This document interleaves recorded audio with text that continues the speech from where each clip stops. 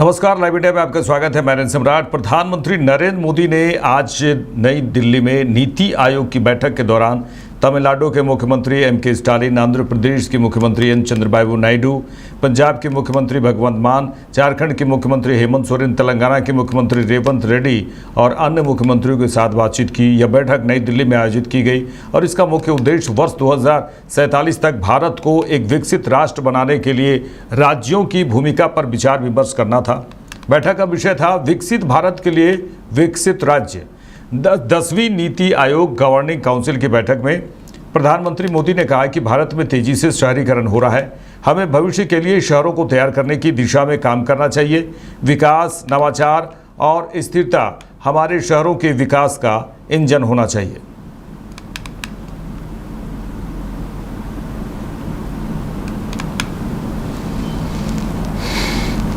चलिए आगे बढ़ेंगे। इंग्लैंड दौरे के लिए भारतीय टेस्ट टीम की घोषणा हो गई है। शुभमन गिल को कप्तान चुना गया है। आपको बता दें, शुभमन गिल को कप्तान चुनने पर भारतीय पुरुष क्रिकेट टीम के मुख्य चयनकर्ता अजीत अगरकर ने कहा कि आप 1-2 दौरे के लिए कप्तान नहीं चुनते हैं, आप ऐसे खिलाड़ी में निवेश करना चाहते हैं जो हमें आगे बढ़ने में मदद करे। उन्होंने कहा कि हमने पिछले 2 वर्षों में उनमें शुभमन गिल को लेकर उन्होंने कहा कि शुभमन गिल कुछ प्रगति उनको देखी है, शुभमन गिल की प्रगति देखी है। इसमें कोई संदेह नहीं है कि इंग्लैंड में 5 मैचों की सीरीज खेलना कठिन होगा, लेकिन हम बहुत आश्वस्त हैं और यही कारण है कि हम उन्हें चुन रहे हैं।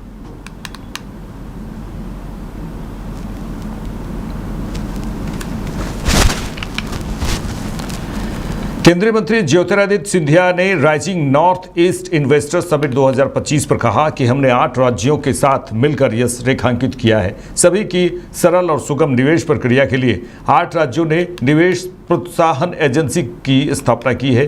प्रत्येक राज्य उस पर कार्य करके अपनी लॉजिस्टिक्स पॉलिसी निकाल रहा है। इसमें 4,30,000 करोड़ का निवेश है।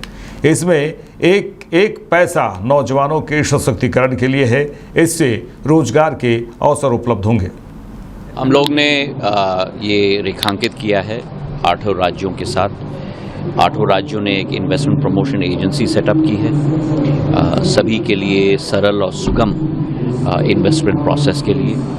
परमिशंस और सिंगल विंडो क्लियरेंस सेटअप हो गया है। 12 मुद्दों पर हमने एक लॉजिस्टिक्स पॉलिसी का एक ढांचा भी हर एक राज्य को प्रेजेंट किया है और हर एक राज्य की क्या स्थिति है उन 12 मुद्दों पर, और हर एक राज्य भी उस पर कार्य करके अपनी लॉजिस्टिक्स पॉलिसी भी निकाल रही है। तो इंसेंटिव स्ट्रक्चर भी IPA का पार्ट होगा, इन्वेस्टमेंट प्रमोशन एजेंसी का पार्ट होगा। तो पूरी सरलता के साथ हमारे 8 राज्यों, और मैं धन्यवाद देना चाहता हूं हमारे मुख्यमंत्रियों को भी, हमारे प्रदेश के हर एक राज्य के शासन के सभी ऑफिसर्स को भी। उन्होंने इतनी सहायता दी, इतना फैसिलिटेशन दिया। रोड शोज़ में मुख्यमंत्री मेरे साथ भी गए। सभी को तहे दिल से मैं धन्यवाद भी देना चाहता हूं और बधाई भी देना चाहता हूं। यूथ एम्पावरमेंट किस तरीके से 4,30,000 करोड़ का निवेश है। सब एक रुपया यूथ एम्पावरमेंट के लिए, रोजगार के अवसर उत्पन्न होंगे, कैपिटल एक्सपेंडिचर के प्रोजेक्ट्स होंगे, एम्प्लॉयमेंट जनरेशन के प्रोजेक्ट्स होंगे। सारा कार्य जो भारत सरकार ने एक नींव रखी है अधोसंरचना की, चाहे सड़क हो, बिजली हो, पानी हो, वाटरवेज हो, रेलवेज हो, नागर विमानन हो, उसी पर ये सारे वर्टिकल्स बनेंगे। और मुझे पूरा विश्वास है कि नॉर्थ ईस्ट क्षेत्र वैसे भी भारत के विकास और प्रगति की इंजन बनकर आगे चल रहा था और अब और तीव्र गति से चलेगा। कांग्रेस नेता गोविंद सिंह डोटासरा ने कहा कि आज देश के संविधान पर खतरा है और उस पर चोट की जा रही है। संवैधानिक संस्थाएं जैसे चुनाव आयोग, ED और आयकर विभाग ध्वस्त हो गई हैं। उन्होंने बीजेपी पर हमला बोलते हुए कहा कि बीजेपी इन्हें अपनी मर्जी से चला रहे हैं। आज राजनीतिक लुभावनों से काम किया जा रहा है। यह हमारे देश के लिए एक चिंता का विषय बना हुआ है। देश के संविधान पे खतरा है, उस पे चोट की जा रही है और संविधान पे, नहीं मैं कह रहा हूँ लोकतंत्र पे उनको हटा दिया गया। और दूसरा जो वोटर लिस्ट का जो मामला है राहुल गांधी जी पूछ रहे हैं महाराष्ट्र में कितने वोटर, ये 45 लाख वोटर कैसे बढ़े बताइए, कोई बता नहीं रहा है। संवैधानिक संस्थाएं, चाहे वो चुनाव आयोग हो, ईडी हो, इनकम टैक्स हो, वो सारी की सारी कोलैप्स कर गई हैं, मनमर्जी से चला रहे हैं उनको और राजनीतिक दुर्भावनाओं से काम किया जा रहा है। आपने देखा होगा कि सुप्रीम कोर्ट ने कल या परसों में ईडी के लिए किन शब्दों का प्रयोग किया है, ये हमारे देश के लिए चिंता का विषय बना हुआ है। और जिस प्रकार से विदेशों में 80 यात्राएं हमारे प्रधानमंत्री जी ने की और जब समय पड़ा ऑपरेशन सिंदूर में, एक भी देश हमारे साथ नहीं आया। किसान रोजाना आंदोलन करते ही हैं, 700 किसान मारे गए, कानून में मनमर्जिया इससे संशोधन करते हैं, सीए ले लो, वक्फ बिल ले लो, और ले लो। ये सिर्फ और सिर्फ इसलिए ला रहे हैं कि कानून से कोई लेना देना नहीं है। नागरिकता के सवाल पे गृह मंत्री जी ने कहा था कि कानून बने, देखो कितना साल हो गया, एक भी कोई कुछ किया क्या, तो फिर आपने कानून क्यों बदला? अगर आपने एक ही नहीं किया तो फिर कानून तो छेड़छाड़ करने के लिए बदला ना, कि इनमें आपस में आक्रोश आए और आक्रोश से हमारी राजनीतिक रोटियां सीखती रहें और देश मणिपुर जल रहा है, कोई पूछने वाला नहीं है, आप बताइए क्यों नहीं है? तो अब जाकर के इन्होंने 1.5 साल बाद में एक्शन लिया है। तो ये सारे मुद्दे हैं, क्योंकि हमारा जो संविधान है वो धर्मनिरपेक्षता लिए हुए है और सभी धर्म के लोगों को अपने अपने धर्म का, दूसरों के धर्म का सम्मान करना और उसी के हिसाब से जीने का जो हमें अधिकार देता है, उन अधिकारों के ऊपर। आईएमडी भुवनेश्वर निदेशक मनोरमा मोहंती ने कहा कि आज दक्षिण पश्चिम मानसून केरल में प्रवेश कर गया है। आगे की प्रगति के लिए स्थितियां अनुकूल हैं। उड़ीसा राज्य में अगले 7 दिनों के दौरान कई स्थानों पर वर्षा होने की संभावना है। कुछ स्थानों पर भारी वर्षा भी होने की संभावना है। कई जिलों में वर्षा का ऑरेंज अलर्ट जारी किया गया है। देखिए, दक्षिण पश्चिम मानसून ये आज यानी 24 मई 2025 को केरल में प्रवेश कर गया है, जबकि सामान्यतः यह 1 जून को प्रवेश करता है। दक्षिण पश्चिम मानसून सामान्य स्थिति से 8 दिन पहले केरल में आया है। भारत में आमतौर पर 1 जून तक दस्तक देने वाले मानसून ने 16 सालों का रिकॉर्ड तोड़ दिया है। अपने तय समय से लगभग 1 सप्ताह पहले केरल में आज मानसून स्थापित हो गया। पिछले साल 30 मई को मानसून की एंट्री हुई थी। साल 2009 की बात करें तो 2009 के बाद केरल में मानसून के आगमन की यह सबसे प्रारंभिक तिथि है, जब 23 मई 2009 को केरल में मानसून आया था।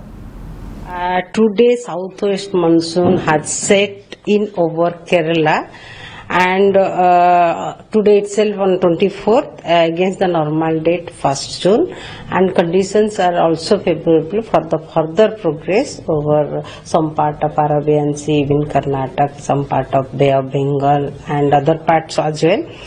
And as of now, rain is happening, rain is going on, and one trough is extending from east central Arabian Sea where depression is there, and trough is drawn from that cyclonic circulation which is associated with the depression over east central Arabian Sea to the south Chhattisgarh. And because of which and also because of the change in wind direction, Odisha state is likely to get rainfall activity at many places in the district during next 7 days. Also, in addition to that, lightning thunderstorm activity gusty wind 40 to 50 km very likely, and also isolated heavy rainfall activity is also there. So if we see the day-wise forecast during next 24 hours, light to moderate rain very likely. In addition to that, heavy rainfall activity with thunderstorm, lightning, gusty wind 40 to 50 km per hour is issued for the district of Mayurbhanj, Keonjhar, Baleshwar, Bhadrak, Jajpur, Kendrapara, Jagatsinghpur, Ganjam, Gajapati, Raigarh, Malkangiri, Koraput, Kandhamal and Kandhamal district. And in this district, orange warning has been issued, and isolated heavy rainfall activity will be there. And rest districts yellow warning is issued, where light to moderate rain with thunderstorm, lightning, gusty wind 40 to 50 km per hour very likely to prevail over those districts. And for tomorrow on 25th also, light to moderate rain very likely. In addition to that, isolated heavy rainfall activity, thunderstorm, lightning and gusty wind 40 to 50 km per hour very likely in the district of Mayurbhanj, Keonjhar, Ganjam, Gajpati, Raigada, Koraput, Malkanagiri. Koraput, Malkanagiri, Kandhamal, Sundargarh, Jharsuguda and Sambalpur district. And on 26th also yellow warning is issued where light to moderate rain very likely. In addition to that, thunderstorm, lightning and gusty wind 40 to 50 km per hour in the district of Sundargarh, Keonjhar, Mayurbhanj and all the districts of coastal Odisha, Malkanagiri, Koraput, Raigada district. And on 24th also rainfall activity likely to continue at many places. In addition to that, heavy rainfall, thunderstorm, lightning and gusty wind 40 to 50 km per hour very likely in the district of Malkanagiri, Koraput, Raigada, Ganjam, Gajpati, Jagatsinghpur, Puri, Cuttack, Jajpur, Bhadrak and Baleswar district. However, only lightning thunderstorm activity with light to moderate rainfall with gusty wind 40 to 50 km per hour very likely in the district of Navrangpur, Kolahandi, Kandhamal, Raigada, Puri, Khurda, Mayurbhanj, Keonjhar, Jajpur and Baleswar district. On 28th also heavy rainfall very likely at isolated places with thunderstorm activity, lightning and gusty wind 40 to 50 km per hour very likely in the district of Mayurbhanj, Keonjhar, Baleswar, Bhadrak, Kendrapada, Jajpur, Jagatsinghpur, Raigada, Kalahandi, Navrangpur, Koraput and Malkanagiri district, and other districts also yellow warning is issued only for the thunderstorm activity. And on 19th, 20th also rainfall activity is likely to continue and also isolated heavy rainfall activity is also likely to prevail over some district. Lok Sabha में नेता प्रतिपक्ष और कांग्रेस सांसद राहुल गांधी ने कहा है कि यह बड़ी त्रासदी है। जब जम्मू कश्मीर के पुंछ में उन्होंने दौरा किया तो कहा कि यह बड़ी त्रासदी है, कई लोगों की जान गई, यहाँ पर पाकिस्तान के द्वारा जो गोलीबारी हुई उस पर बहुत नुकसान हुआ है। उन्होंने कहा कि मैंने लोगों से बात की है, उनकी समस्याओं को समझने की कोशिश की। उन्होंने मुझसे राष्ट्रीय स्तर पर 2-3 मुद्दे उठाने को कहा है जिन्हें मैं उठाऊंगा। बहुत बड़ी ट्रेजेडी है, भैया क्या कर रहे हैं यार? बहुत लोगों की डेथ हुई है, नुकसान हुआ है, डायरेक्ट सिविलियन एरियाज में लोगों से बातचीत की, उनकी जो समस्याएं उनको समझने की कोशिश की। उन्होंने मुझे कहा है कि 2-3 चीजें नेशनल लेवल पे रेज करनी है, वो मैं रेज।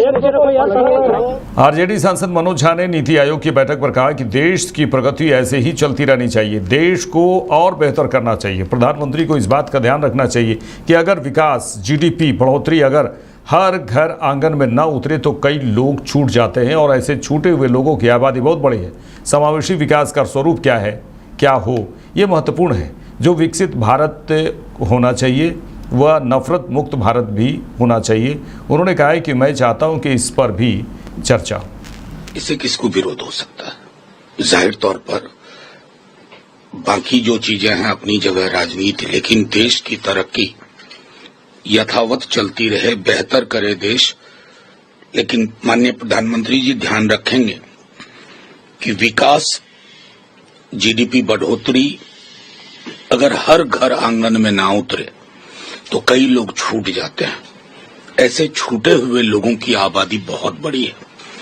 समावेशी विकास का क्या स्वरूप हो, सोशल सिक्योरिटी का नेट और कितना हम गहन और डिपेंडिंग कर सकते हैं, ये महत्वपूर्ण तथ्य है। और विकसित भारत जो होगा, जो होना चाहिए, वो नफरत मुक्त भारत भी होना चाहिए। मैं चाहूंगा कि उस पर भी थोड़ा विमर्श हो। बिहार बीजेपी अध्यक्ष दिलीप जायसवाल ने कहा कि नीति आयोग की बैठक में देश के सभी राज्यों के विकास की समीक्षा की जाती है और विकास का रोडमैप तैयार होता है। प्रधानमंत्री ने कहा था कि बिहार विकसित होगा तो देश विकसित होगा। भविष्य में बिहार कैसे विकसित हो, इसका रोडमैप नीति आयोग की बैठक में मुख्यमंत्री और हमारी सरकार के लोग पेश कर रहे हैं। देखिए, नीति आयोग के बैठक में देश के सभी राज्यों के विकास की समीक्षा की जाती है और विकास के लिए रोड मैप तैयार किया जाता है। बिहार के लिए आने वाले समय में विकसित बिहार का जो सपना है, प्रधानमंत्री श्री नरेंद्र मोदी जी ने कहा था कि बिहार जब विकास करेगा तभी देश विकसित होगा। तो बिहार के लिए विशेष चिंता केंद्र सरकार की है और नीति आयोग में माननीय मुख्यमंत्री जी और हमारे सरकार के लोग जो हैं, आने वाले समय में विकसित बिहार कैसे बने, इसका रोड मैप प्रस्तुत करेंगे। बीजेपी सांसद संजय जायसवाल ने कहा कि अंतर्राष्ट्रीय राजनीति में सांसदों और कूटनीति की बहुत बड़ी भूमिका होती है। किसी भी देश के चुने हुए प्रतिनिधि दूसरे देशों के चुने हुए प्रतिनिधियों से बात करते हैं। इसलिए प्रधानमंत्री का भारत के 7 प्रतिनिधि मंडलों को यह बताने के लिए भेजने का फैसला कि कैसे पाकिस्तान भारत पर आतंकी हमले करता रहता है और कैसे हमने ऑपरेशन सिंदूर से उसका जवाब दिया। यह ज़रूरी था क्योंकि पाकिस्तान में आतंकियों और सेना में कोई फ़र्क नहीं है। वहाँ की सेना और आईएसआई ही आतंकवाद को पोषित करती है। अंतर्राष्ट्रीय राजनीति में सांसदों की और ट्रैक टू डिप्लोमेसी का बहुत बड़ा रोल होता है। किसी भी देश के जो चुने हुए प्रतिनिधि हैं वह दूसरे देश के चुने हुए प्रतिनिधियों के साथ वार्तालाप करना ज़्यादा पसंद करते हैं और इसलिए माननीय प्रधानमंत्री जी का यह निर्णय कि 7 टीमों को दुनिया के हर देश में भेज करके यह बताया जाएगा कि कैसे पाकिस्तान भारत पर आतंकवादी घटनाएं करते रहता है और हम लोगों ने जो ऑपरेशन सिंदूर से उनका जवाब दिया वह आवश्यक था क्योंकि पाकिस्तान में आतंकवादी और सेनाओं में कोई अंतर नहीं है। वहां की सेना और आईएसआई ही है जो आतंकवाद को पोषित करने का काम करती है और जो भी आतंकवादी घटनाएं होती हैं वह सब आईएसआई के साजिश का नतीजा है। उत्तर प्रदेश सरकार में मंत्री दानिश आजाद अंसारी ने लोकसभा में नेता प्रतिपक्ष राहुल गांधी के बयान पर कहा कि ऑपरेशन सिंदूर के बाद जिस तरह से हमारे देश की सेना ने पाकिस्तान को करारी शिकस्त दी उससे कांग्रेस हैरान और परेशान है। क्या ऑपरेशन सिंदूर की सफलता कांग्रेस पार्टी के लिए चिंता का कारण है? उन्होंने कहा इस समय कांग्रेस पार्टी का ऐसा बयान बहुत दुर्भाग्यपूर्ण है। देखिए, ऑपरेशन सिंदूर के बाद जिस तरीके से पाकिस्तान को करारी शिकस्त हमारी भारत की सेना ने दी उसके बाद से लगातार देखा जा रहा है कि कांग्रेस पार्टी हैरान है, परेशान है। क्या ऑपरेशन सिंदूर की सफलता कांग्रेस पार्टी की परेशानी का सबब है? तो ये बहुत चिंता की बात है। आज हमारे भारत के सैनिकों की वीरता की चर्चा पूरे देश में नहीं पूरी दुनिया में हो रही है। ऐसे समय में कांग्रेस पार्टी का ऐसे इस तरीके का बयान बेहद ही दुर्भाग्यपूर्ण है।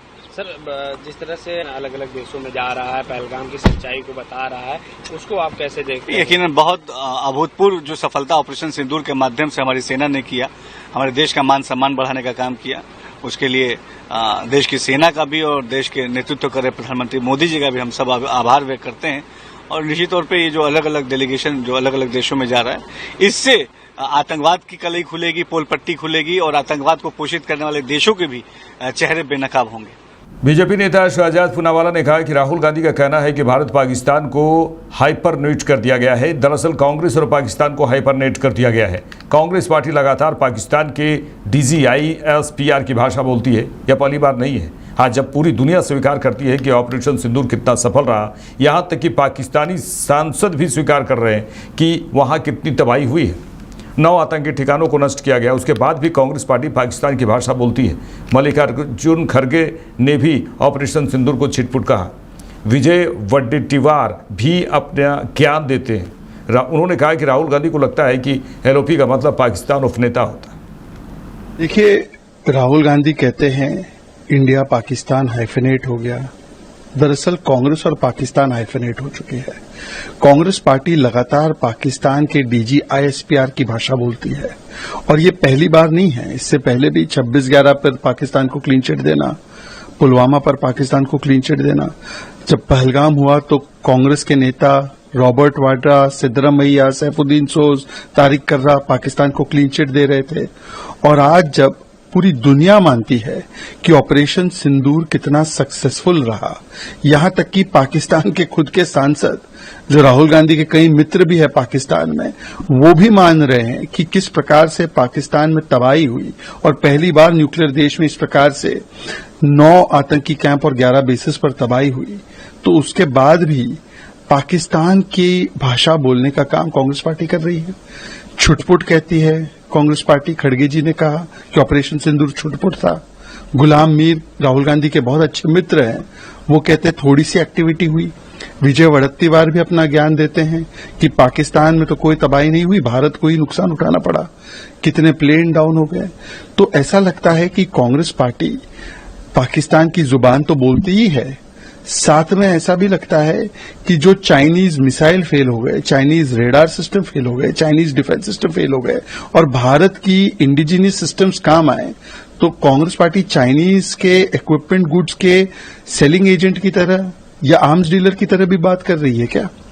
राहुल गांधी को एलओपी मतलब लीडर ऑफ पाकिस्तान लगता है। मेरे साथ इस बुलेटिन में इतना ही। देश दुनिया की तमाम खबरों के लिए देखते रहिए लाइव इंडिया। नमस्कार।